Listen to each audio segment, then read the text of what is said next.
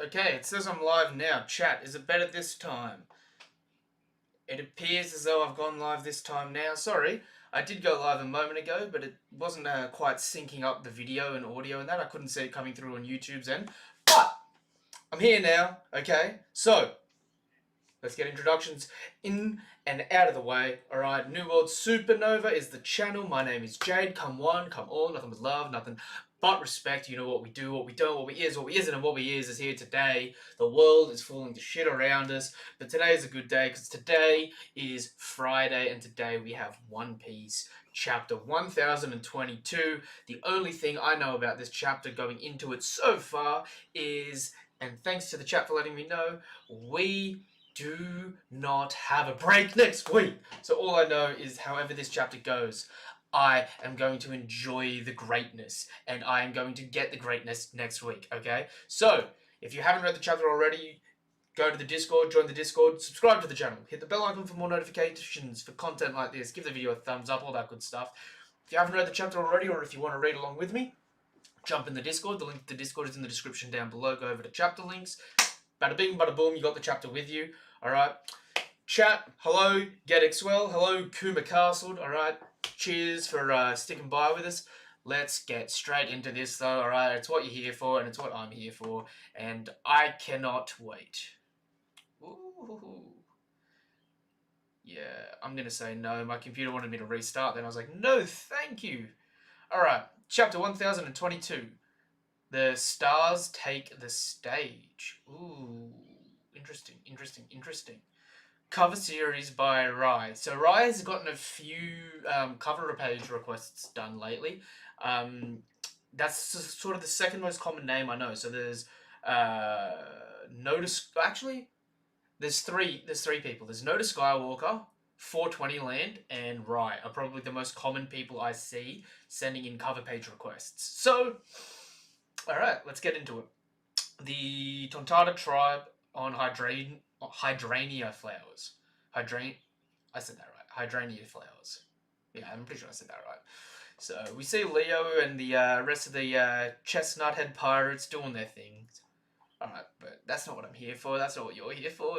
You know what we want. We want the One Piece greatness. Alright, the battle rages on. The Samurai Pirate Alliance started this raid with an army of 5,400. Yo, okay, we're getting the narration of the outcome of the war so far against the Beast Pirates. 30,000 man crew. After a valiant struggle in Otama's Kibi-Dungo strategy, the disparity in military strength has shrunk. And the Flying Six have been defeated. Although we're only showing 3 of the Flying Six here. The Flying Six have been defeated, but Drake has swapped sides. And we don't 100% know the state of Ulti and Page 1. They both looked out, but I mean, Ulti got hit by so many. Like, I have been the advocate of Ulti is just taking so many hits that it's sort of like you can't necessarily say she's done because she's done so much more than all of the other Flying Six so far in durability. You know what I mean? And Page 1 was twitching, so it's like, yeah, you can get back up.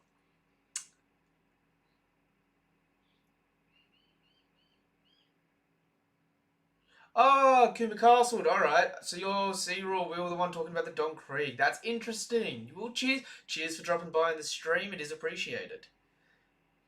The Awakening could manifest. Ooh. Okay, I'll come back to the chat after the chapter. All right. I don't want to potentially spoil myself here. Okay. So we got the Flying Six down. Ulti kind of went. Sorry, not Ulti. Black Maria kind of went down like a scrub in the end. She didn't take too many hits to get knocked the F out, but it was a backbreaker, so I can see her. She's hard to scale because we don't really know to what extent took her out. That is what it is.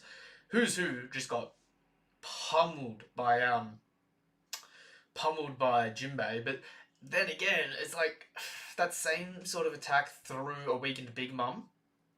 Not the exact same attack, but the same sort of attack. Smacked up a weakened Big Mum and sort of took out Moria in the war. So it's like, you took a reasonable hit from a pretty heavy hitter. But Sasaki, man, you copped one Kizaru laser to the belly and you were dusted. So you kind of have the weakest showcasing here, even though you were the Armor Corps leader. Now, Onigashima approaches mainland Wano. Ooh, we're getting close here. Like, we're actually looking hella close here. Although, hold up. Wait a minute. Pay attention. Because in that panel there of Onigashima flying, you can see Mount Fuji, and Mount Fuji looks freaking huge for the first time. You can actually sort of see how big it is compared to the flower capital at the moment. It is ginormous. Alright. Only 15 minutes remain till it reaches the flower capital. No shit.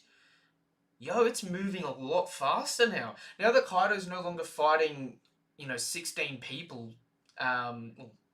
He never fought 16 people at once, but he's taken on 16 people so far in this arc, right? Now that he's no longer fighting all those people, he seems to have been able to pick up the pace in that. Because like I was saying, it took sort of 20 chapters to make it to the halfway point, and that was a hell of a lot more than 15 minutes. And now we're just sort of zooming straight to the capital. So, and we've got Luffy here. He's full and he's all healed up, screaming. Karabu's crapping himself. They're trying to put, yeah. You can tell Karabu's been asked to take up all the reinforcements to go fight Kaido because he's got his hands over his ears, just like, no, man, no, I don't want to do it, And Lord's Crew's giving him a blanket, like, calm down, buddy, it's okay. But you're going to put us all in your swamp and you're going to take us up there because we need reinforcements, alright? And yo, this is some beautiful art here of Onigashima, looking snazzy as always. Castle interior, 3rd floor. Oh, we're getting Raizo vs Fukurojuko. That it's not the most hype fight that I want to see, but I tell you what, I'm excited for it. Kurozumi, Orochi, huff huff, fire. How could you swear allegiance to a man like him, Fukurojuko? Ooh, so we're gonna get some of that emotional stuff that we've been waiting for. Put it out. Nippo clone jutsu. Ooh, the Oniwa Banshu must always serve the current shogun. Nimpo, earlobe crackers. Yo, what's he doing here? He's like doing gum gatling with his ears, is he? He's spawned multiple earlobes. But I think it's he's just using his 2 earlobes to do sort of like a gum gatling. So this is pretty cool. This is pretty crazy. Alright. Where do your loyalties lie? You're clinging onto a ghost. Are you talking about Odin-sama? You've given away where your real body is. Ooh. And Fukurojuko smacks up Raizo there and sends him flying back. Oh, okay. So do the other clones not talk? So it's this one here with its mouth open. That's interesting. You never were suited to be a ninja. It doesn't matter how adept you are at ninjutsu. You always wore your heart on your sleeve. Those feelings, they are the reason we cannot rest. Ooh. Big Head Ninja vs. Earlobes. Let's go! Let's get it on! We were just talking about Cracker in the chat, and now we've got Cracker Earlobes. So, I mean, like, I'll take that. I'll take that. You were never suited to be a ninja. Oh, no.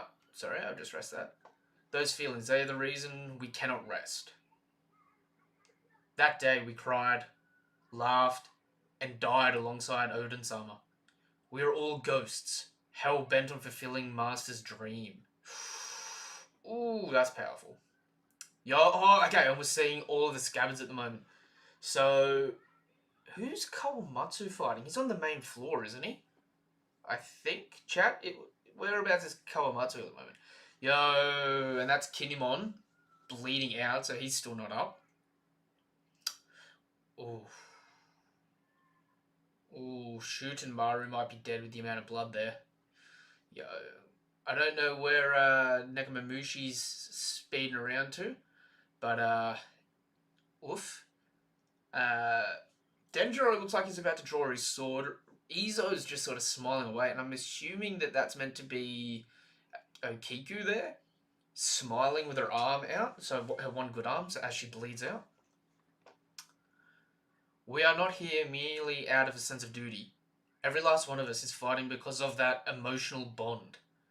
Even if it kills us, we won't be able to rest until we have seen this through. Ooh. Tonight will mark the end of Orochi and Kaido's reign. There will be a brilliant new dawn tomorrow with Momonosuke as Shogun. Yo, that'll be even more impactful with Big Momo too. Alright? Standing up proud in front of the civilians. Chat, I'm telling you now, okay? If Momo gets turned into an adult, which it's seeming like it's going to happen, it's going to be one of two camps, right? He's either going to look like Odin, right? He's going to look like his dad when he grows up. He's going to grow into his dad sort of figure. Or he's going to look dead set like a pink-haired Zoro, considering the Shimotsuki are cousins to the Kozuki. So I'm just saying, alright? Be prepared for Momo to, either look like one of those two, okay? Oh, I've been dying for this. Yes! Let's get it on. Alright, sorry, Rizo. I ain't playing with you, but man, I've been waiting to see Killer. Here we go. 3rd floor. Hawkins, you bastard. How many meat shields do you have left, huh? Killer versus Hawkins. Yo, and Hawkins is towering over him, man. 92% chance of victory. The smack talk that was going on before. And you can see all these dolls cut up, right? So Killer's taking a shot and cut Hawkins' eye out. He's taking a chunk of his guts out. Yo, there's at least 3 dolls there. So Killer's killed him 3 times at least at this point in time. Not too many. I'm really starting to sweat here. I really feel for you. Yo! Hawkins, what is this shit? What is this? Hawkins has straight up gone from like, I got a 92% chance of whooping your ass to, yeah, I'm kind of getting my shit rocked here. Like I said, dude, you got the worst matchup imaginable here. Killer's coming in with weed whackers just going, yeah, da da da da da da da. Yo, I really feel for you. And Hawkins helps another one to the torso here. That just ripped. Actually, that's his shoulder there. So it's like right under his sort of pec, just getting torn out. I may not have many left, but you should consider whose life is currently standing in for mine. Ooh. Yo, and Killer's a little shook. Yo, and we cut over to Big Mum, 2nd floor. Laura and Kid versus Big Mum. Hey, what's wrong? Eustace, yeah. Oh! Oh! Sorry, chat, I've just blown your eardrums up. Oh, you mother... Wait. I'm going to read this a little bit and then I'm going to go back. Hey, what's wrong, Eustace, yeah, huh? What the hell? Something stabbed me. You're straw man. You didn't. I have to admit it. It would have been fun to watch you unknowingly kill Kid. But seeing you agonize over fighting back should be amusing too, don't you think? Chat. 10 minutes ago, chat. 10 minutes ago. Go back. Scroll back if you need to. I was saying, Hawkins is the most evil Supernova. He's the dude that relishes in causing people pain. This is your proof right here. Yo. Okay. So... I've got to talk about this. I'm sorry, I'm putting a pause on reading through for a second. I've just got to analyze this for 2 seconds because this is just in my head now. Okay? So, Killer cuts the shit out of Hawkins. Hawkins' doll comes out, so he's sacrificing that. He's transferred the damage to Kid, right? Now that doll bails, is that the tether to Kid gone? Or is that just one attack, right? He has to sacrifice a doll per attack.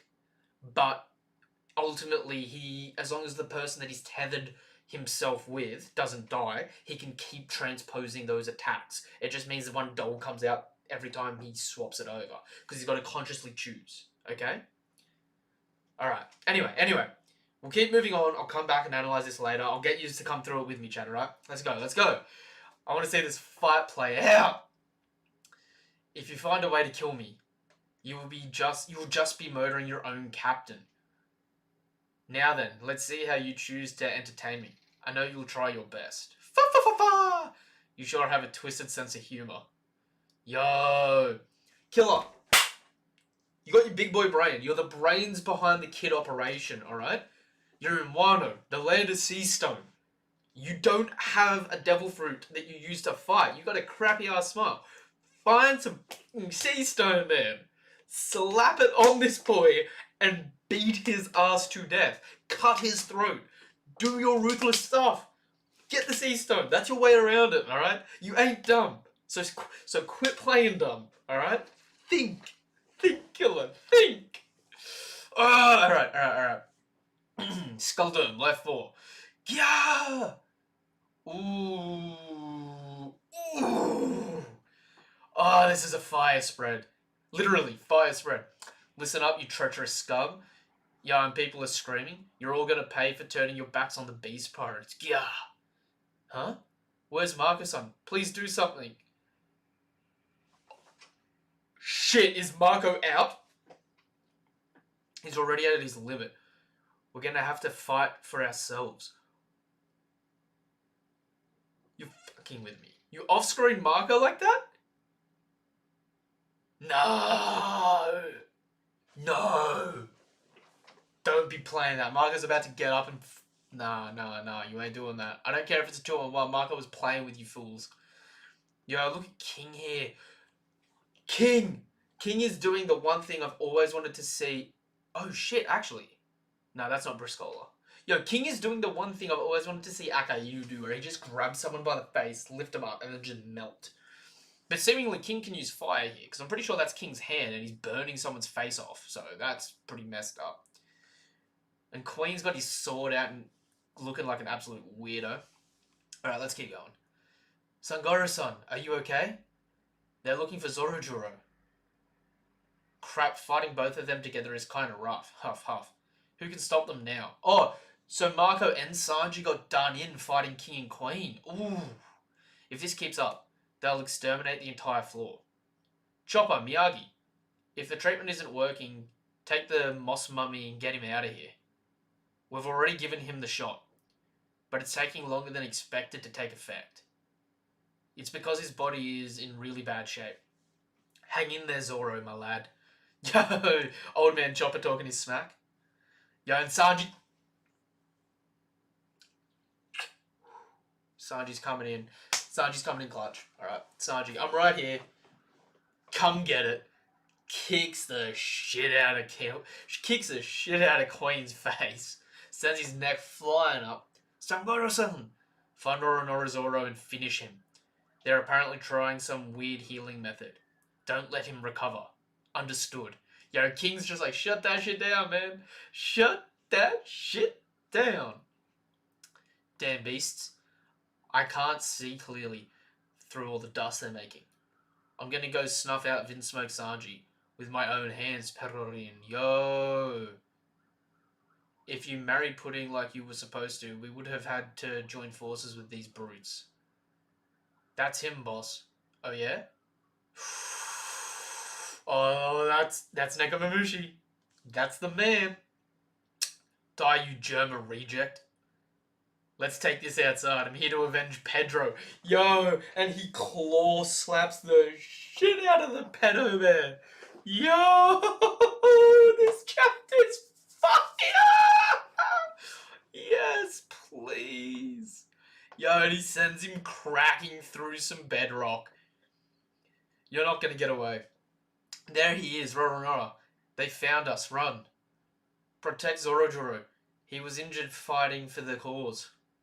Oh, it's King. Yo, King is a mountain of a man. Look at him standing over these people. Yo, and he starts... So, is he like a paramecia with fire? No, because he's got a zone. Yo, he's control on fire, though. The man's got some skills. Leave us be, whippersnapper. Yo, and King comes punching in. Sanji's coming to come in clutch.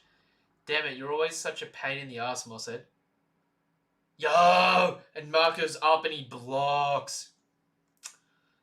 Immortal Thistle. Andon Divine Flame. Ooh, that looks like Marco when he blocked Kizaru there.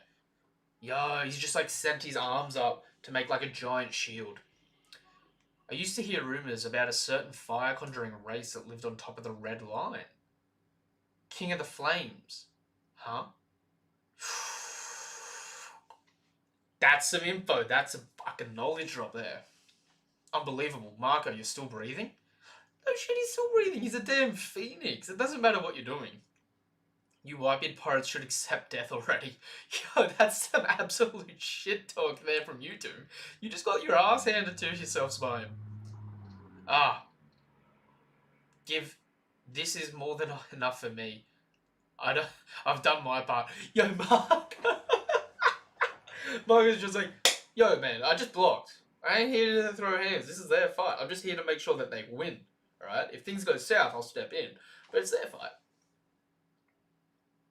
Yo, and Zoro's starting to bust out of bandages. Yo, and everyone looks shook. It's time for the stars to... Marco, man. You specimen. Alright? With the one-liners. I'm loving it. It's time for the stars to take the stage. See that? Oh, he's all better. Three sword style. Purgatory. Diable Jambe. Mutton. Onigiri shot. Yo! Yes! Yo! Yo, and Sanji's kicked Queen in the neck. So he's gone for his mutton chop, his neck kick, right? Zoro has cut across up King's chest. You can see the blood spurt. Whoa, the Straw Hats are amazing. Hey, Curly Brows, if we win this, I know, it'll finally be in sight. Luffy becoming the king of the pirates. Yeah, and that's the chapter. This is a 10 out of 10 chapter, surely. We get little bits of exposition dump, right? We get a hell of a lot of fighting. Or, not fighting, but we get a hell of a lot of, like, crossing between fights. Oh my god. Yo, there's a Panda Man gifter. Like a full-on Panda Man. Look at that shit there, under Marco. Chat, it is Panda Man. The new and improved Yonko Panda Man. Chat, I'm going to go back a bit and go through some of your messages. Chapter is out now.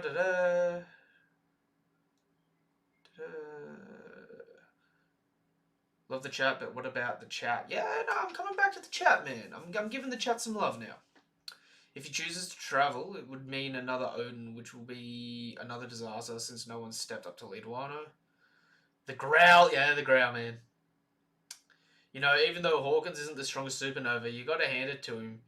He does plan ahead. Yo, Hawkins and Law are the biggest brained supernova by far, alright? Hawkins is kind of dumb. He won't check his cards after the announcement to all what's happened. I mean, by checking your cards, you're leaving yourself open to attack because you got to wait and like sort of do that thing. To be fair, he's fighting Killer at the moment. I don't think he can pull out his cards right now. Yeah, that's true. That's definitely true.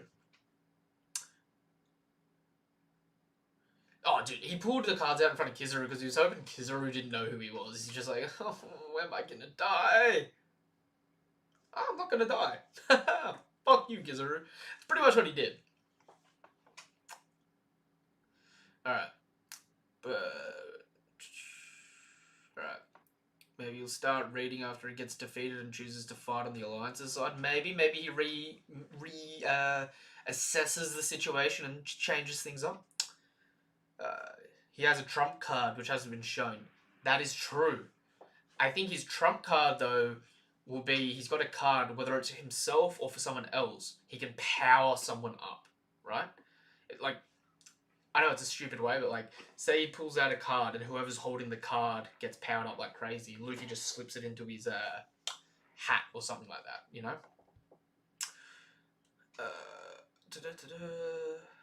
The lore that's transpired in Wano has been real thick. The lore in Wano has been of the top tier, alright? You gotta think, right? Wano has been hyped up to be better than Marineford. And although it doesn't like personally feel like it's topped Marineford yet, the stuff we've gotten, even from the beginning of Wano opened with supernovas fighting. Alright? It opened with Zoro blowing up houses with a little butter knife, right? Then we had Luffy and Zoro versus Hawkins. Then we had Law versus Hawkins. Then we had Sanji versus Drake and Sanji versus Page One, right? Then we had Zoro and Sanji versus Drake and Denjiro. And then we had Zoro versus Killer, which to date is probably one of my favorite, if not probably my favorite Zoro fight in the story, right? All the stuff with Udon, alright? And then that's even before we get to the conflict of this arc. This arc has been balls to the walls, just great content. Also, I'm kind of worried about what Apu's doing right now. I don't want to see him pull out the cheese. See, the problem is with Apu is you better check your route. You know, he's doing his creepy stuff. But have you guys been watching the anime at all? Right? I feel like they butchered my boy Apu in the anime, right? Because they downplayed how quick these sort of beats are coming and how like quick the damage is coming. You know what I mean? And they really played it up that like Luffy's sort of sitting there just like, what does this guy do? Oh, I've been hit. Oh, I've been hit. Get back up. Whereas in the manga reading it, it really seemed like Apu was like, yo, up, scratch, punch, pow, and just like onomatopoeing someone, clean wiping them. You know what I mean? Alright, let's go back to the beginning of the chapter. Let's have a look through this. So, we're seeing a snake gifter or a giraffe gifter of some kind, a chick with a heaps long torso, still fighting the samurai. So we've still got some people that are gifters on the Beast Pirate side, so not all gifters have turned, right? We can see the tower where... Oh, okay, I didn't even realise we see the X's for where all the Flying Six have gone down. So Sasaki's off down here to the side. Ulti's done up on the stage there. Page 1 has been taken out in the hallway to the left where Big Mum and Kid and Law are. Right? On the floor above that, directly, Black Maria's been taken out. And on the floor above that, on the opposite side, Who's out. So... Okay, so the Straw Hats are going to be clean to move. Right? Someone correct me if I'm wrong here, but the next chapter is... the Wings chapter again, maybe. Ooh. Maybe we see Zoro and Sanji versus King and Queen. It would be good actually to have a 2v2. Right? So it's not like Zoro took on King and Sanji took on Queen, but side by side they took on two commanders together. Because not just for the teamwork aspect of it, but because like if Zoro beats King, King's trash, right? Like, I'm sorry. Even now, right? King can manipulate fire. That's beastly, does some damage. But that's sort of like... That's not really doing anything to Marco, really. Like, Marco was handling that pretty well. Probably wouldn't be super useful and effective against Katakuri. All that much, right? Who's another First Division commander? Ben Beckman? I mean, Ben Beckman's all about that haki, so considering he gets, like, equated to being near Shanks level, ooh. What's happened there? It's defocused. Give me 2 seconds.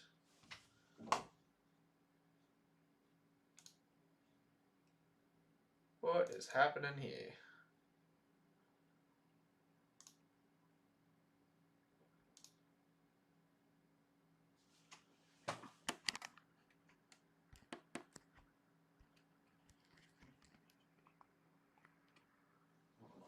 What is happening here?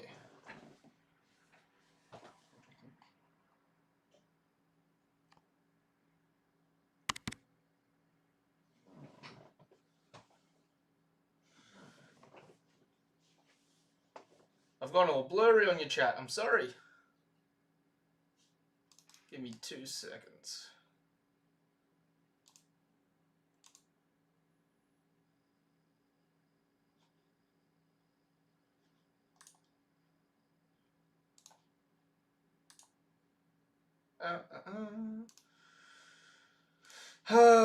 What is happening here?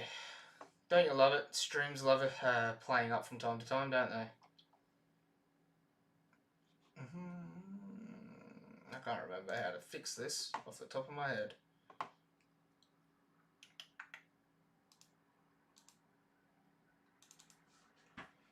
I better talk to the chat while this is happening as well. So, yeah, we've had a lot of shifts and changes of dynamics in fights. That'd be dope for a double tag team. Yes, it would.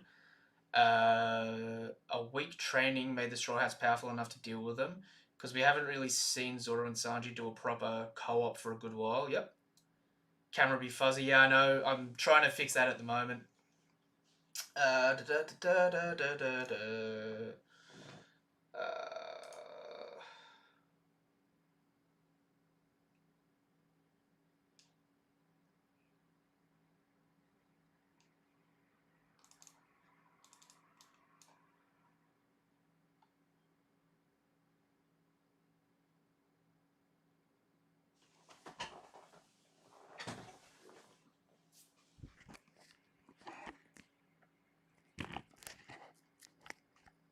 I don't know why that's done what it's done, but apparently that fixed it. Alright. I'm back, chat. Who knew that something so stupid could do me so dirty? Still here. Still here. Love, it wouldn't be a good stream without some technical difficulties. You know what I mean? Alright, I'm back! Oh, okay, I shouldn't move like that. Apparently my camera doesn't enjoy me doing that. In case you didn't know, I've changed cameras. So I've swapped from my usual camera, which has got auto focusing built into it, to this new camera that's 4K, just for a bit of better resolution. And I've been trying to see which one I like more, because I got a new camera. Because coming up in the future, I wanted to try and do some live reactions for some anime and stuff like that, and maybe start uploading them on Twitch for some series I haven't started, things like Jujutsu Kaisen and that, stuff that I hear good things about, that I just have been personally putting off, just to sort of bring it out here with this sort of stuff. Blurred no me. Actually, yeah, I actually don't have the blurred no me. I'm actually Green Bull. So I just have the ability to just make myself silhouetted and like blur myself out so you can't catch me on camera. Alright? That's me. I'm the next Admiral. It's just what we do here. You know what I mean, guys? Alright. So yeah, let's get back into the chapter. So, Flying Six are down, right? Interestingly enough, we don't see Page 1 and Ulti on an extended KO spread here, but it is what it is. We get a good look from Wano from the above and back at the moment, from Onigashima at the moment, while it's flying around. The fight hasn't really taken its way to the mountainsides around the back, which is interesting. So it's still all contained just inside the mouth. We're also only 15 minutes away from the capital, which to me means the next 2 chapters. In the next 2 chapters, we make it to the flower capital, I think. Maybe a little bit more, maybe a little bit less. Alright? I know originally the Impel Down normal animal zone over the Topirobo. I mean, the zones in Impel Down sort of got their ass handed to them by a pre-time skip Luffy, even though they got back up eventually. But they got back up. Alright? Whereas these guys are sort of, they ain't looking too good. And I would have thought for sure we would have seen some awakened zones in Kaido's crew. Just for the simple fact that it's like, you're showcasing zone users now like crazy. Unless, and I mean, this would be so dirty. If you show, so like Big Mom was like the crew of Paramecias, Kaido's is a crew of zones, alright? Then, you know, realistically the Marines are the crew of the Logia, considering they got 4 Logias, but whatever.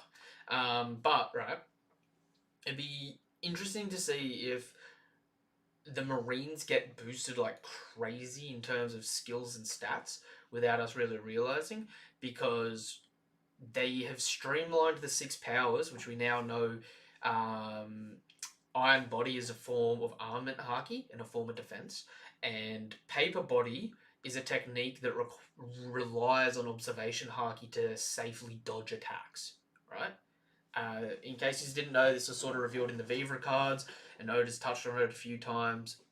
Even in the manga, at the moment, Jinbei comments that Iron Body is armament haki. It's just the technique of... So, like, Luffy doesn't currently run around saying armament hardening, right? But straight off the time skip, he actually had to consciously say armament hardening. Like, that was the name of him coating his arms, you know what I mean? So that's what sort of sparked the terms of hardening in that, right? The Marines probably have their own terminology for it, because haki itself just translates to willpower. The techniques utilizing willpower will probably have different names all around the world, like mantra and whatnot, right? So in the Marines, the standardized version of armament haki is Iron Body, seemingly, right? Just like the standardized version of paper body is a technique that utilizes using observation haki to dodge while using your body like paper. So it's sort of utilizing two skills there, right? I forgot what my tangent was going on with that. I don't know what I was talking about. I just saw chat start popping up. Either that or we see Yamato lose to her papa. Ooh. Yamato loses as Luffy pops up. Maybe they will win now in Wano, but the Beast Pirate's still not down. Get taken by Marines, which will have a Part 2 battle at the sea for One Piece. Yeah, it's hard, right? Because I know this might sound kind of stupid, but to be the king of the pirates, Luffy has to conquer the other pirates, to me, for that meaning to, like, properly come into its own right. And so the seeds have been laid with Katakuri and the Big Mom Pirates and Pudding, right? With Luffy and the Beast Pirates, they've now got most of the gifters on their side. So the question is, do Big Mom and Kaido have to die for this to be over? Or would they ever, or could they ever bend the knee? You know what I mean? Is there a possibility out there for them to ever become, not necessarily full-time subordinates, but ally in the final war with Luffy, because Luffy's conquered them and, like, showcase his strength to them? Or do they have to die? Because if they've got to die, and you genuinely stand by they've got to die, then, like Zoro and Sanji say at the end of this arc, we're about to become Pirate King here, because we're about to take out the two most wanted pirates in the world. And, like, you're not going to get much closer to being Pirate King unless you actually have One Piece in your hand. Alright. Maybe Vegapunk can continue his research if they capture Kaido. Maybe Haki had a capability to somewhat increase the chances to take down an awakened zone. I mean, I will say that Rio seems to be able to do extra damage to someone that would seemingly be an awakened zone, right? Because if you remember in Marineford, the only injury really that Margot took that was long-lasting was given to him by Garp, which was a punch to the head, and seemingly Garp would know Rio, considering he's a bare-knuckle brawler and boxer when it comes to the world of One Piece. That quickly. I mean, look, you got to think from the perspective of the world at the moment in One Piece. It's a bit hard, but you come out of this, and there's going to be a new set of great powers in the world, right? The Marines are going to stay still. The Revolutionaries are going to have to make their move or fail, right? The Warlords have been abolished, so the Warlords aren't regarded as a world power anymore. So they're going to have to be defeated or join another organization to empower it. And seemingly at the end of this arc, the only three factions of pirates that are going to be left are going to be the Straw Hat Grand Fleet, the Blackbeard Pirates, and the Red Hair Pirates. And so, in a weird enough way, you could even make the argument that the Red Hair Pirates were already somewhat allied with the Marines in some warped way, considering Shanks is trying to meet with the Gorosei. So we don't know what's happening there, right? Blackbeard's obviously making moves on something. It would be interesting to see if Blackbeard tries to go and recruit the Warlords, considering they've been abolished. Having that started with Moria. It's really so quick if you think about it. While Ace versus Jinbei took 5 days. That's true. Yeah. Well, okay. You got to not trying to be discrediting of the events that are happening right now, but the Beast Pirates are seemingly the weakest Yonko pirates. They seemingly require so much assistance to take out other people, right? Like they seem really good on paper, but in practice, right? Ulti seemingly is the best of the Flying Six in terms of durability, but she's got crap attack, right? Seemingly. Who has the highest attack, and he got done in by a single punch to the face that wasn't blocked by Jinbei. You know what I mean? Like, these people are going down fast because there's a gap in power, and even though some of the Straw Hats are on the lower end of that gap in power, right? It just means they've got to finish stuff quicker. They can't let it drag out like a Jinbei versus Ace situation. It's just strange because Garp hasn't shown any signs of Conqueror's Haki, and neither has Dragon. Maybe Luffy got his Conqueror's Haki from his mum. At least, no examples that I can think of. Okay, so, do Dragon and do Garp have Conqueror's Haki? I'm just going to say yes. The reason they have Conqueror's Haki and we haven't shown it is the same reason we haven't seen any Marines show it yet. They're saving the Marines for the final villains of the world, right? Like, the end of series bad guy are really going to be the Marines, right? You got to think about it. They're stacked with low gear up at the top tier, or they used to be, right? They've got a standardized way of teaching Haki to lower ranking people, which is just not existent in like the only other crew that actually had standardized teachings seemingly were the Whitebeard pirates, because they split up into divisions where you specifically had to train based on your division style. Like, if you were on Marcos, you were medics. If you were on Vista, you were swordsmen.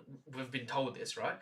Josu's were like sweepers, so they would like charge into the front lines and bust open gates. Garp has Conqueror's Haki since he clashed with Don Chinjia.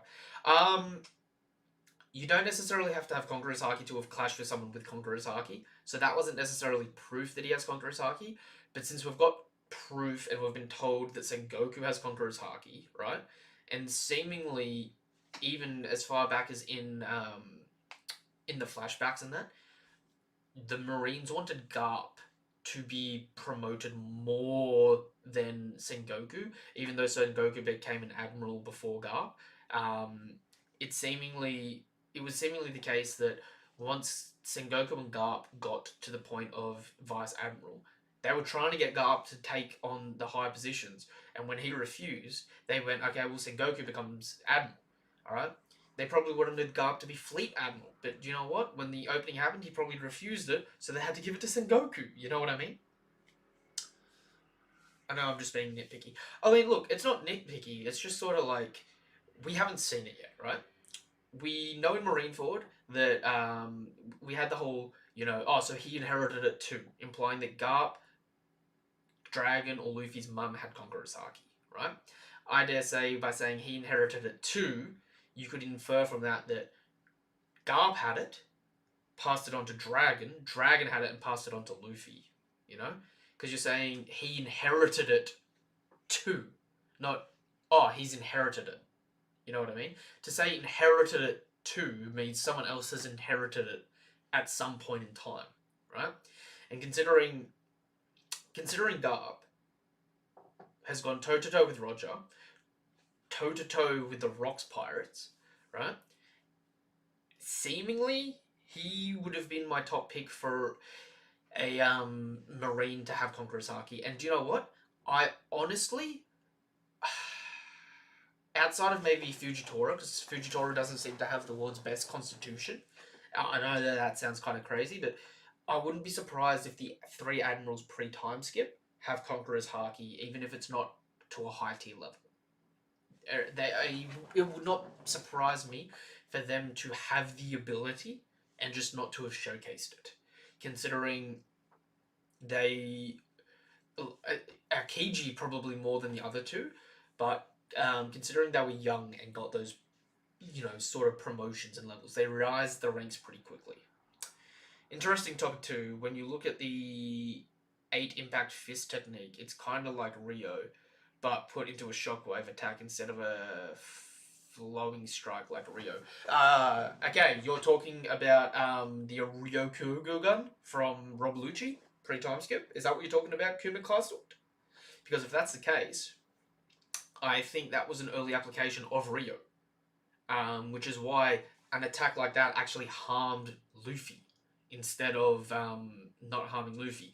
Because I can imagine how great it will be if they all have a naval battle, since there are pirates and marines, and with that we'll see the Straw Hats showcasing their strengths. Continuous battle will give us that struggle.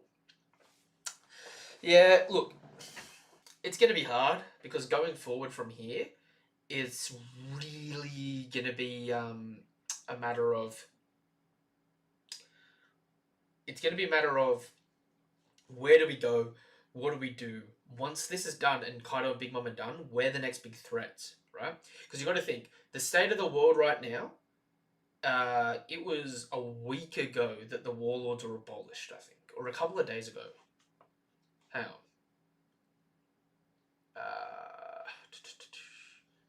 I'll get it up on another page and I'll look for it, right? Just to get the timeline.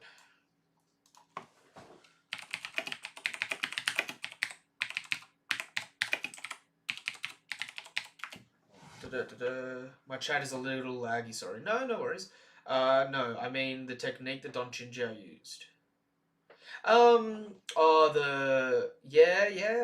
could see it being a form of Rio potentially, because Haki does come in different contexts.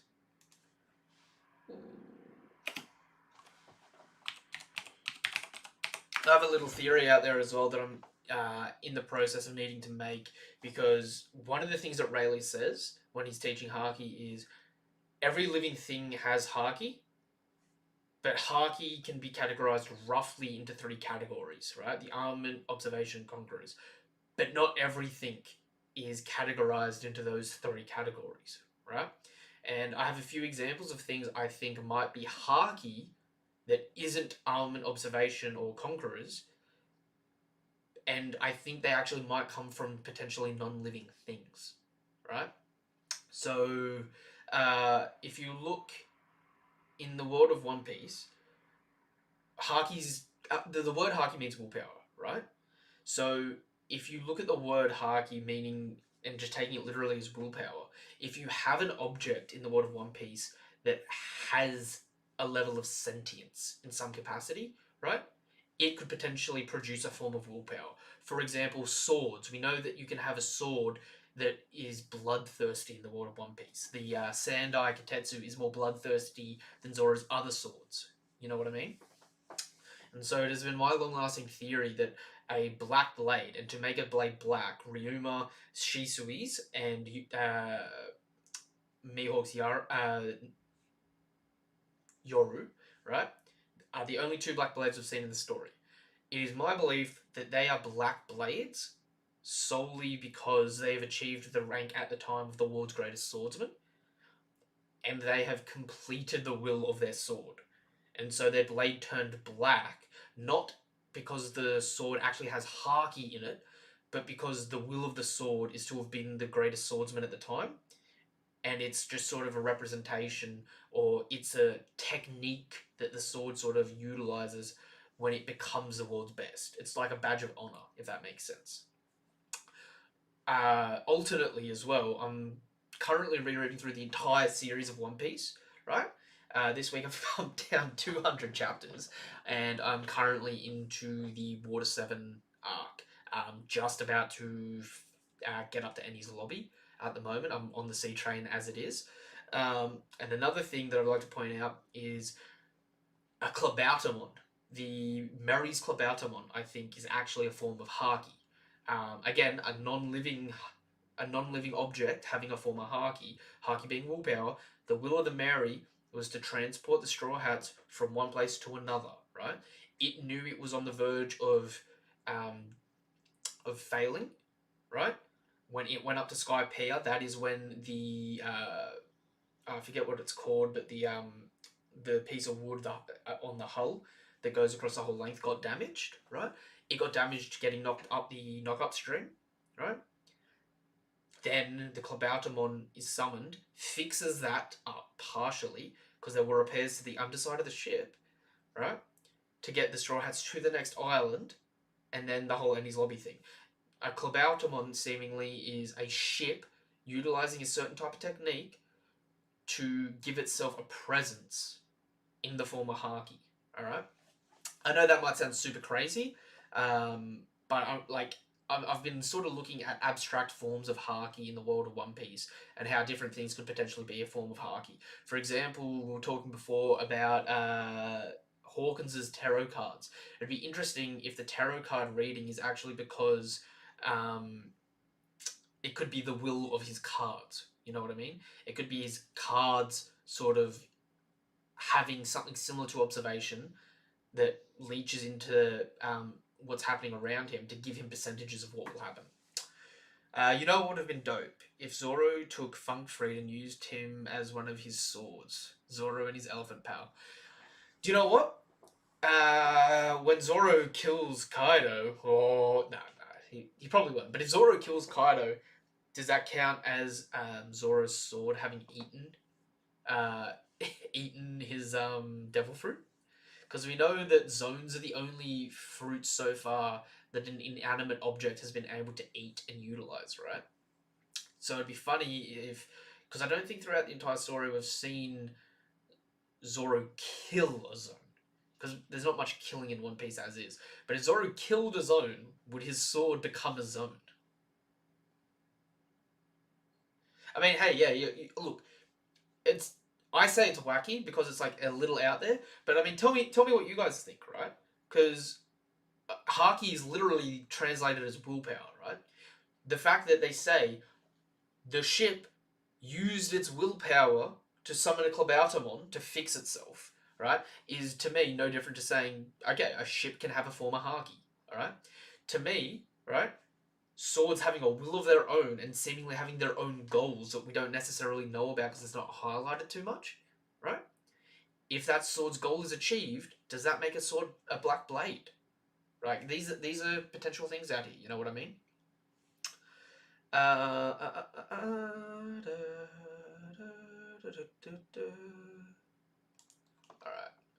I'm still supposed to be looking up the abolishment of the Warlords. Chapter 156. Alright, let's get through this. God, 156 was the last intermission. I don't know though, that's a lot of Vegapunk doing with the whole lot of science. I mean, look, you gotta think as well, right? We've seen people use cutlery on devil fruits and it didn't count as a fruit having been consumed by the cutlery, right? Although that was Khalifa, I don't know. I'm pretty sure Khalifa used cutlery, whereas Kaku actually just peeled his banana and ate it. So that might not be the best example, actually, in my opinion.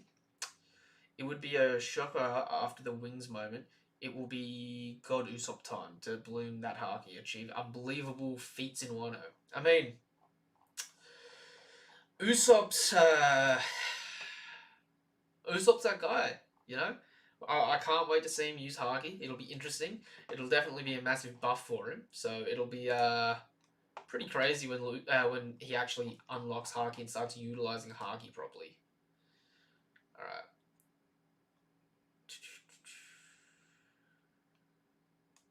Let's see. I'm just logging into Viz now to find out. From my perspective, when an item or weapon achieves a persona, it's a remnant of the owner's own willpower. That's slowly seeping into the item. I agree. But I think there's there's sort of three different avenues of it, right? I think when someone first creates the item, they're using some of their will to create the item, right? So when an item's first created, essentially has an objective attached to it, right? When people use that item, right, and use that item in the way that it's wanted, that objective seems to be amplified, right? But if a user then changes the will of that item, then or uses the item in a way that isn't meeting that objective, he's fighting against the will, right? So, for example, the Soundai Katetsu wants to just cut anything. It wants to cut deeper, right? So if Zoro goes on a murder spree and doesn't hold back on that sword, would that sword become a black blade then because that sword's achieving its will? Or would it be more likely to achieve its will if you change what it wants by holding back? Or is that one of those swords that you're never going to be able to achieve top tierness with because it's always going against what you want? You know what I mean? You're fighting against yourself constantly just to use um, the own ability. You know what I mean? Uh, uh, uh,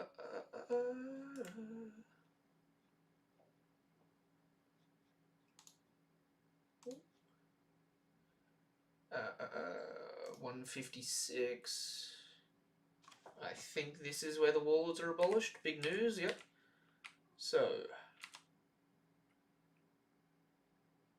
it's 1 week after the conclusion of the Reverie. The Reverie took a week, and the Reverie started as they got to Wano. So this was a week ago now that the Warlords were abolished. Or a couple of days ago at least, right? So it was about a week ago since the Warlords were abolished, meaning the Warlords can now potentially start showing up, or their conflicts can come to a resolution, right? So, and I know this was a huge roundabout way of getting to this conversation, right? But at this point in time, if Luffy takes out 2 Yonko here, or if the Alliance succeeds and takes out 2 Yonko here, alright, what do we have left? We've got the rest of the world, okay? So, the state of the rest of the world is we had a battle on 2 fronts. We had the Marines taking on the Warlords, while also juggling and having seemingly the world government had captured and were planning to do something to Sabo and the revolutionary commanders. So you could argue that part of the reason why Akainu didn't want to have anything to do with Wano, even though it was 2 Yonko teaming up, is because he was juggling essentially a Yonko crew in Mihawk being the Yonko and then the Warlords, and Dragon and the Revolutionary Army, the 2 massive factions that he was trying to take on then and there. True, it's kind of setting a certain list of categories that the owner has to meet in order to fulfill the weapon's full potential. Yeah, 100%. So, going back to that conversation, it's like, I think certain swords are made for certain purposes. If people use a sword for that purpose, this sword is more likely to become a black blade to achieve its will, and so you have conquered the sword. You have become one with the sword, right? Which also actually might be why Zoro, even though he's only just used Conqueror's Haki in this arc, this might have been a way for Zoro to have had training with his Conqueror's Haki in the past. Where Luffy's showing dominance over people and animals, Zoro's been constantly putting his will into dominating his swords. So it might be a lesser way, but still a way to have trained your Conqueror's Haki in a way. Because we know Rayleigh said you can't actively train your Conqueror's Haki, you just have to conquer things to essentially improve it. You have to get better at using it. This might have been a subconscious way that Zoro was allowing that skill tree to flow and flourish without having actually unlocked Conqueror's Haki in the traditional sense. You know what I mean? Just different perspectives and different things that I'm looking at when I'm rereading the series and just looking at it in a new light. Alright? Fukuro Juko and Raizo was such a silly fight. The cracker ear whips are a little stupid, but they're beautiful in the weirdest way possible. Alright.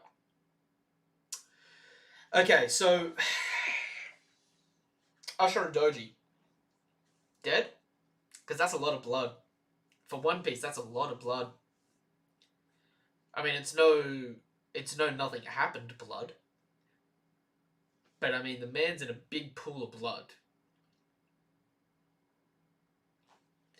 Yeah, I'm still waiting to see who that mysterious shadow was that came and picked up, tried to heal the scabbards before dipping. Is that supposed to be Hiyori, or is that meant to be you know someone else like Toki? After Wano, I think each crew is on their own and like a battle royale.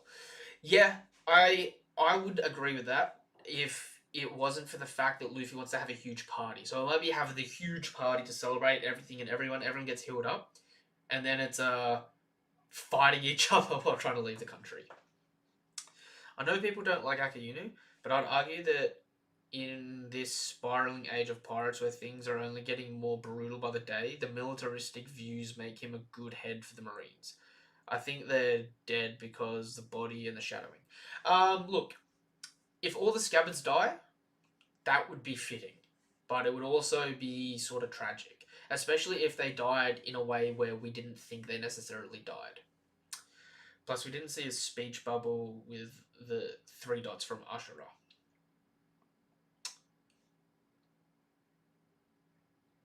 Mm. Look, Usher is out on his back. It looks like it's snowing down on him. I would not be surprised if Usher is dead, right? Kiku's had her arm cut off. Like, if Kiku's dead, it's sort of like put him put her out of her misery. You know what I mean? And Kinemon, if Otsuru's dead, then I can see Kinemon being dead here. I know that might be really messed up, but all the scabbards went here expecting to die, and if Kinemon is dead, right?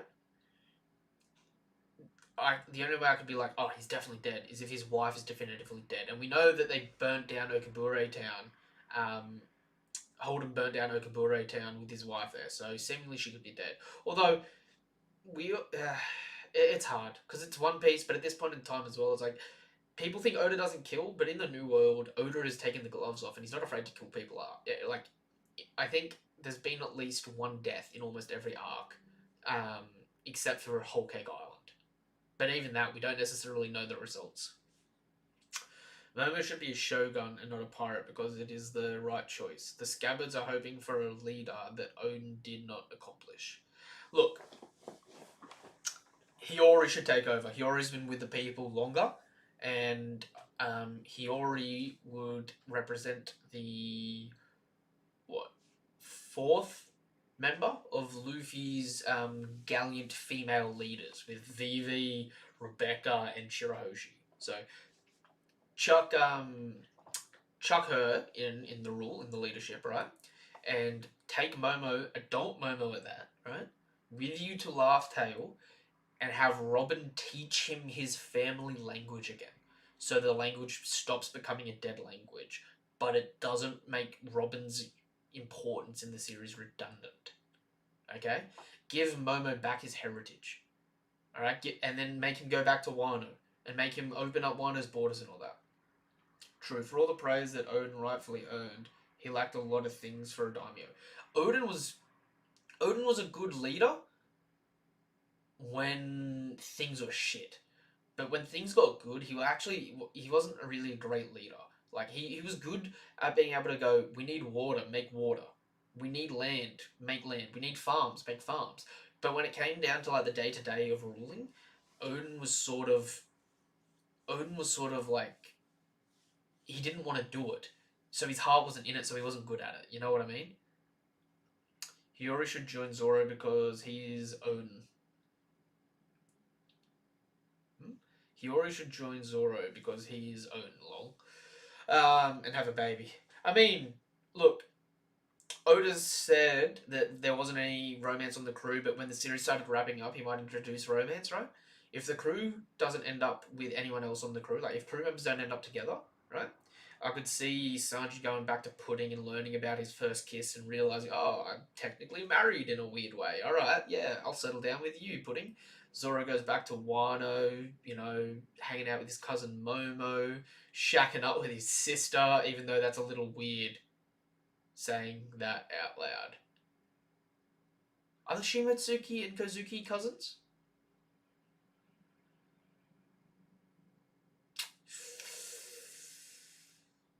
Someone, maybe I'm wrong with that because that is a little creepy.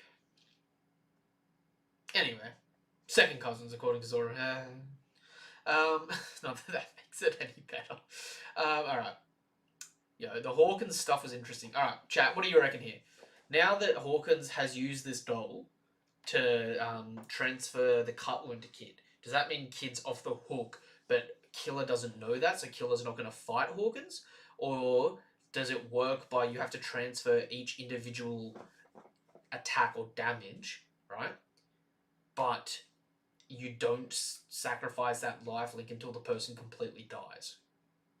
What are your thoughts on that? Because Kid's got a hole here, same sort of spot where that slash took place, right? And he's bleeding pretty badly from it. Actually, he drops to the ground pretty jacked up from it. But we see Hawkins' doll bail on him. And in the past, whenever Hawkins' doll has left, even if it didn't necessarily kill the other person, seemingly, if it's still sort of just bailed on him once he's transformed that. Because we also... but then again, there have been a few Frankie X Robin moments. I mean, look, there have been some Frankie X Robin moments, right? I was always a bigger Luffy and Boa stan, but rereading the manga, there's actually, I can see some arguments being made for Luffy X and Army, alright? I was always, I wanted Robin and Zoro to end up together, alright? But if you want Frankie and Robin to end up together, do you know what? Good for you. If you want Robin and Jinbei to end up together, good for you. All right. At this point in time, I wouldn't be upset seeing some romance come into it. I see some that Killer will attack the arm with Kid don't have. Yeah, that would be a smart way around it if he attacks Kid's missing arm, right? But in that situation, that doesn't really do much outside of maybe you take out an arm from Hawkins. And, like, yeah, that negates Hawkins in a fight pretty badly, but he can kind of grow back with straw, can't he? I believe in Saturday it was said that Hawkins' dolls had a damage limit. So maybe if Kid is able to pull through, he'll shrug off Hawkins' control. I don't think it was that there was a damage input. I think that what it was, because believe me, alright, I know me Savity, alright, I've reread Savity. Savity is my favourite arc in all of One Piece, because I'm just a sucker for catalysts, right? And plus it's just, you know, you got the Supernova being introduced, you've got Kuma and the Pacifista's proper introduction, you got Kizaru's introduction, and Rayleigh's introduction. It was just a great arc. But yeah, that pretty much what was touched on Hawkins' ability is it's not a Logia, which is pretty obvious, and he's got an upper limit, seemingly, of 10 lives pre-time skip, which Oda also confirmed post-time skip it's 10 lives and he can stack up once. He did that in the Vivre cards, though. That being said, right, we don't know if, when he transfers those attacks, we don't know if they transfer, if it would have been fatal to him, or if they automatically transfer, or if he's got to consciously do it. I think he's got to consciously do it, because, but maybe not. It's hard. Plus, he's with Laura, top tier doctor. True. What if Kid somewhat awakened his advanced conquerors, which will negate the straw doll? Regardless of ability and how it works, do you think narratively Kid should die here? No. I think if anyone should die here, it's Killer. I think if anyone's going to narratively die here, it'll be Killer, and it'll set Kid off, and Kid... When Ace died, Luffy crushed himself. He didn't become powered up. He didn't go Super Saiyan and all that stuff, right? He had the realistic, my brother is dead, crumbled to pieces. I could see Kid going in the opposite direction with it, right? Especially since this arc is meant to mirror Marineford so much, where Killer dies, and Kid goes absolutely AWOL and goes nutso. I don't mind the Supernovas dying, but I'd like some backstory with him before he dips out, because I just don't have enough context to relate to Kid yet. Yeah, see, again, would this make you relate to Kid more, right? If Killer here can't get around Hawkins, Killer dies, Kid finds out, cut to Kid flashback, we see a little bit of Kid and Killer's adventure, right? We've already seen how much Kid cares for Killer, right? And how Killer's been tortured and whatnot, causing Kid to snap and just go full aggro, starting to do some serious damage, maybe even accidentally using Advanced Conquerors on Big Mum to cause some serious damage, or awakening his fruit, right? And trying to juggle Big Mum and Hawkins. Because that, to me, would probably be the better narrative standpoint. And it's similar but opposite to Luffy's in Marineford, right? Because Onigishima's raid is mirroring Marineford at the moment, alright? In Marineford, right, Luffy was the external ally that came along and helped the forces, right? In this situation, Kid is the external ally that came along and helped the forces. You know what I mean? So it'd be interesting if Killer dies in the same sort of way that Ace died pre-time skip here, but the opposite effect is true for Kid. That would be interesting to me. I feel the same way. I feel this... Oh, okay. I don't mind the Supernovas. Oh, yeah. I feel the same way, Kuma. I just don't have any emotion to Kid yet. Watching his reaction to Killer suffering was a start, though. It made me think of the parallel between Zoro and Luffy. Yep, definitely agree. And how gutted he would be if that happened to Zoro. 100%. Like, if Zoro died, I would see Luffy absolutely losing it and just going ham, right? I sort of agree and think the same thing would happen to Kid here. Where if Kid finds out Killer died, especially since Killer was actually just absolutely dropping Hawkins, and he died solely for Kid's sake, right? It would just... It'd be crazy. That being said, Killer's supposed to be a smart combatant. I would hope Killer would be smart enough to go look for some sea stone or something to try and deal with Hawkins. Or even try and get it off Hawkins himself, since Hawkins seemingly carries around sea stone nails with him to use in the event of an emergency. Or that might have just been his crew. In fact, I'd argue that his bond with Killer is just as close, if not closer, than Luffy and Zoro, because in Vive regard, Kid and Killer actually grew up together in the South Blue. They grew up together on the same island. They had a crush on the same girl. They got dumped by the same girl because they spilled chili on her, right? And so Killer and Kid both hate chili because it reminds them of when they got rejected hard, all right? They have a bond. Arguably, you're right, they have a closer bond than Zoro and Luffy because they've grown up together, they're best friends, they're BFFs and all that stuff. So it'd be like your childhood friend dying on you. Who is your favorite top 2 Supernova? Straw Hat's not included. Law is my favorite Supernova. Oh, it's hard. It's hard. I want to say Kid. I have so much hype and so much potential coming my way for Kid, right? But at the same point in time, Hawkins has just been a force. Like, my least liked Supernova pre-time skip was Capone, right? Then Whole Cake Island happened and he skyrocketed and I was like, man, I actually like this dude. I used to hate Apu. Apu, I just used to be like, I don't like that character at all. Wano happened and I was like, yeah, okay, Apu, you've won me over a bit, you're goofy, but I got ya.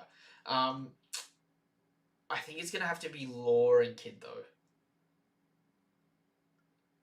But Hawkins, Killer, and Apu actually, like, come in after that as well. Because they're some pretty feisty and entertaining characters, you know? Like, Hawkins, man, this arc has just been a strategical genius. Just being like, nah, man, I'm going to find a way around this, find a way around that. I don't care. This is what I'm doing.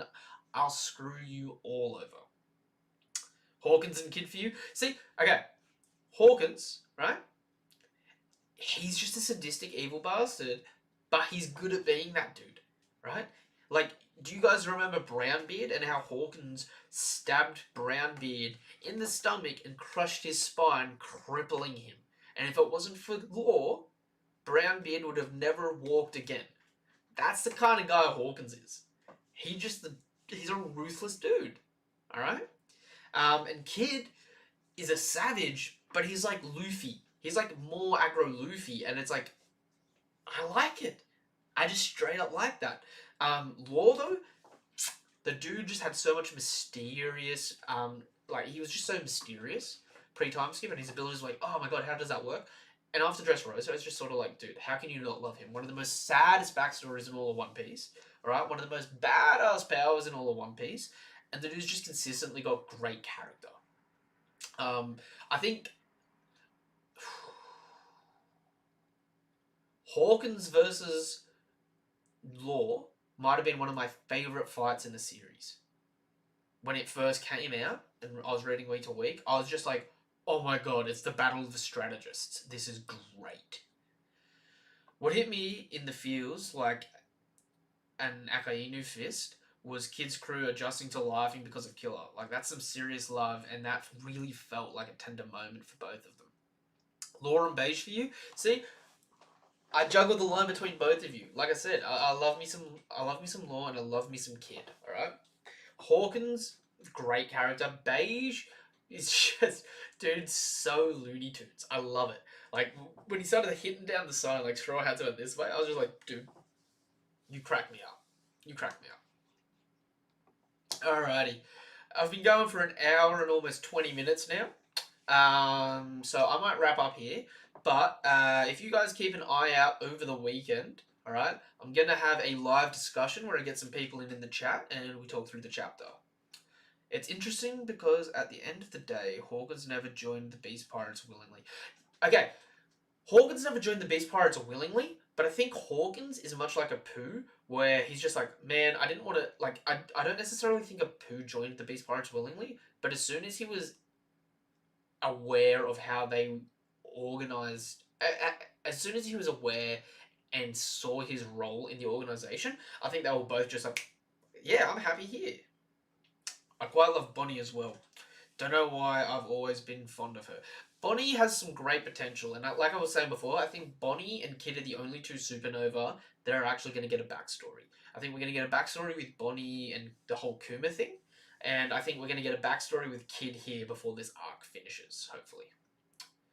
A lot of his persona and the decisions he makes are based on survival alone, so it'd be really interesting to see him grow out of his typical shell and learn to trust his guts instead of cards. See, it's hard. It's hard because, see you this weekend for the discussion, can't wait. Yep, you too. Yeah, it's hard because Hawkins is that dude that's like, he lives his life by the cards, and I think he always has. But I think his personality is entwined with the cards so much that he can't really live his life without it. Which is sort of like, he's in his own form of slavery, but it's his self-imposed slavery. I hope King still has some of his race left. I mean, seemingly... Oh, I didn't even touch on that. That's something that's going to definitely come up in heavy discussion over the weekend. King's race being a series of people that can control fire. No wonder Ace didn't just try to take Kaido's throne on his own. Don't forget my man Arouge. Yo! Who could forget Arouge? I stand by the idea that Arouge is the Sky Knight from Burger that was the only person that stood up against NL before Burger got destroyed, right? My personalized timeline is 6 years before the story happened, NL took over Burger, right? I think in that time, Arouge was the high priest of that side, he was a high priest in Burger, right? I think potentially Arouge pre-time skip might have had Armament Haki and Observation Haki, considering Mantra is common in the Sky Islands and that. And I think Arouge would have been the strongest Sky Knight until NL came and literally just deleted his ass from the clouds. I think Arouge had a very similar fall from grace that Gidatsu did, where he fell from Sky Island all the way down to the Blue Sea, right? And then eventually, once he learned about what the Blue Sea was like, I think Arouge started his own crew and then went onto the Grand Line to try and conquer the Grand Line. Alright? King's Race is the opposite of fishmen. Yeah, fire and water, one live under the water, one live on top of the Grand Line. They might have been natural enemies in all honesty. Interestingly enough, King's got natural wings, so his people that could control fire might have been a type of Skypean in some capacity, and that might have been a skill that has been lost to the times. Considering the sun god mythos comes from Skypiea, and the king, who's got wings, can control fire. It would be interesting to see if those two link back together. Favorite warlords. Crocodile and Gecko Moria for you. Kuma, good choices. I love Thriller Bark. I think mine are Dofi and Boa. Of the original warlords.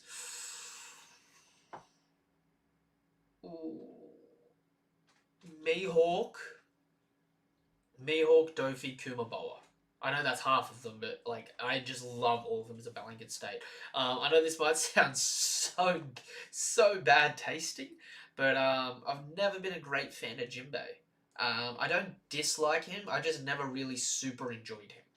All right, he's just sort of been a character that's been like, yeah, okay, he's along for the ride. Might get some hate for that though. Alright, I'm going to wrap up the stream there. So thank you guys and girls for coming out. It is appreciated. If you haven't done so already, you know what to do so. You know it really helps out the channel. Alright, subscribe to the channel. Hit the bell icon for more notifications. For content like this, give the video a thumbs up and keep your eyes peeled for over the weekend. Because if you hit the bell icon for more notifications like this, alright, you're going to see over the weekend my live discussion where we're chatting more One Piece and more about this chapter. Alright, so keep your eyes peeled. Nothing but love, nothing but respect, peace. Have a damn good weekend. Till the next video, or until the next time I catch you in chat. Peace. Have a damn good day. Don't forget to join the Discord. Goodbye.